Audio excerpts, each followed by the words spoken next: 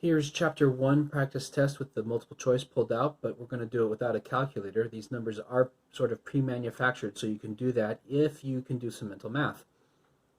In number 1, we're looking for the empirical formula, which is the simplest whole number ratio between carbon and hydrogen.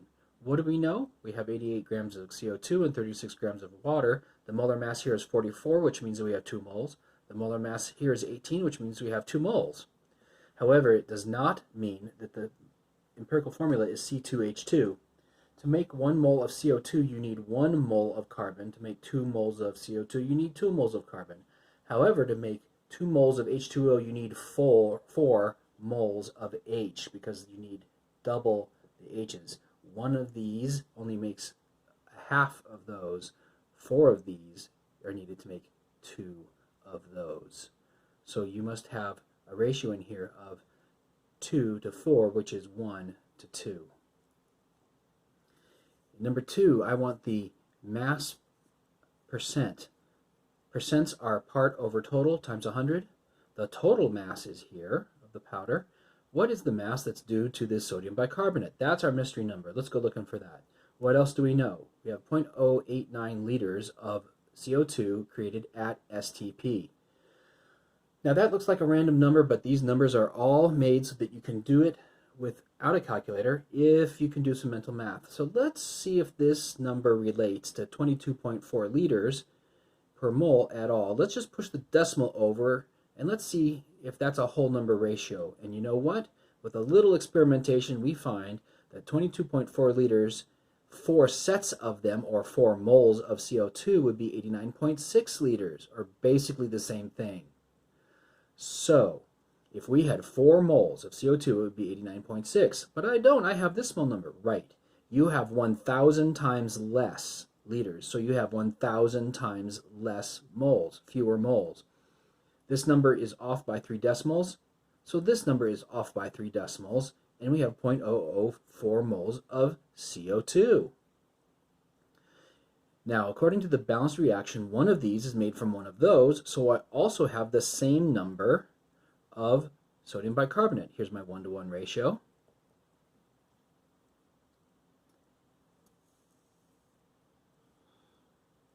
Now, what's the grams of that? Well, the molar mass of sodium bicarbonate, added up, is 84, and we can do this by hand over here. Just pretend it's 4, you get 336. But it's not 4, right? It was off by 3 decimals, so our answer is off by 3 decimals. Let's push the decimals back 3 spots to get it to be correct. So this number we made because we were looking for this number. This is the grams of the sodium bicarbonate. This number, to 2 sig figs, is essentially the same as that number, which means it's 10%. So the sodium bicarbonate was 10% of the powder by mass.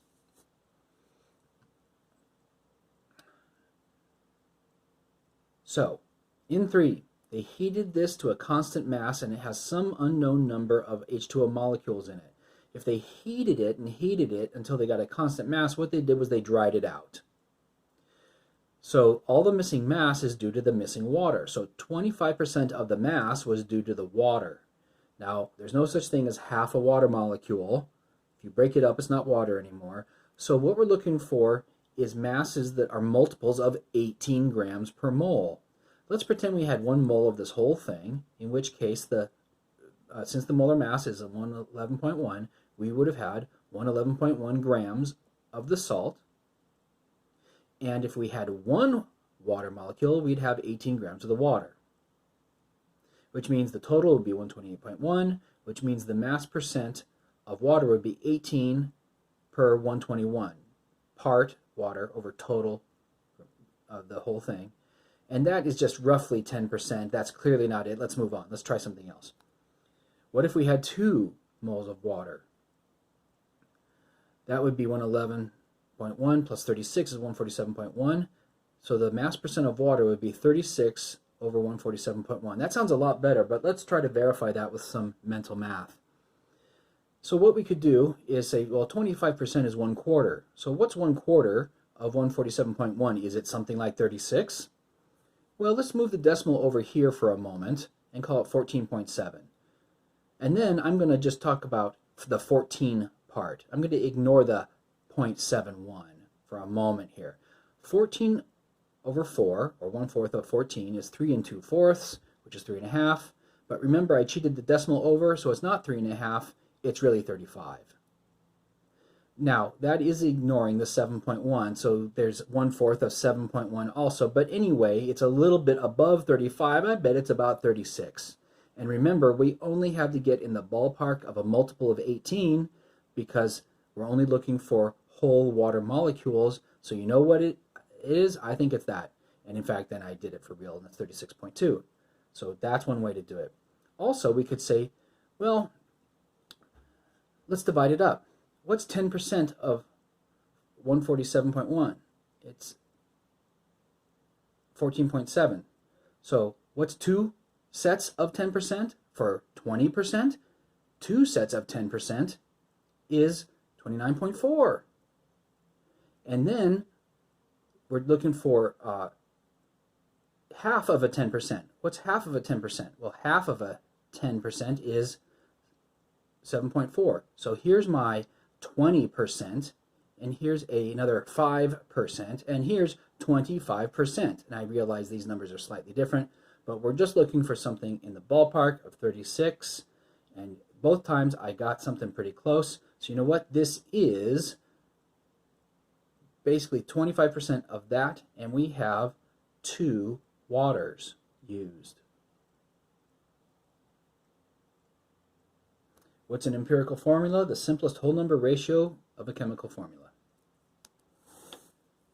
Number 5 is totally out of the intro class, so I'm hoping that's kind of just a layup. The only reason I even include it is to remind people that a centimeter cubed literally is a milliliter. Literally, it couldn't be more of the same thing.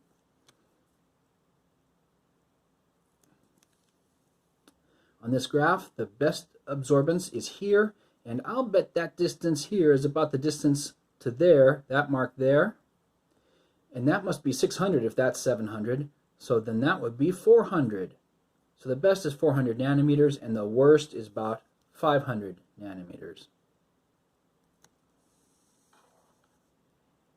If your solution has 8 of these together, this is the salt together, and 4 positive cations and 4 negative anions, that means that what happened is 4 of these dissolved. Well, how many did you have originally? You must have had 8, well, you've got 8 of these now, and you must have had 4 other ones, because look, there are 4 of them dissolved, which means that 4 out of 12 dissolved, so this thing dissolves at a rate of about 33%.